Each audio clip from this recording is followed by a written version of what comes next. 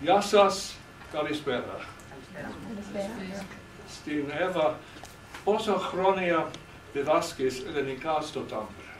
Αν θυμάμαι καλά, ξεκίνησα να διδάσκω το 2012 ή 2013. Αλήθεια.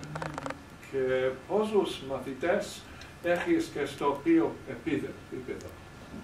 Έχω 4 επίπεδα, το 1, 2, 3 και μετά η προχωρημένη, και είναι γύρω στους 44 με 45 μαθητές. Ωραία. Και γιατί θέλουν οι μαθητές να μαθαίνουν ελληνικά?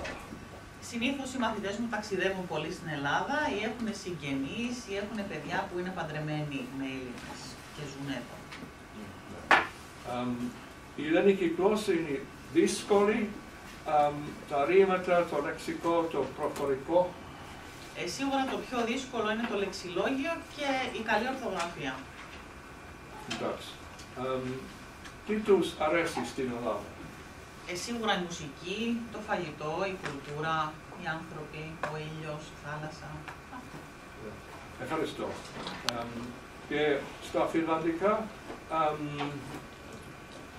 miksi opetelette kreikkaa? Haluaisiko joku sanoa? Miksi haluatte opiskella kreikkaa? Koska mä tykkään Kreikasta hirveästi. Se on kaunis maa ja siellä on ihania ihmisiä ja hyvää ruokaa ja mä tykkään siitä kielestä, miltä se kuulostaa. Hyvä.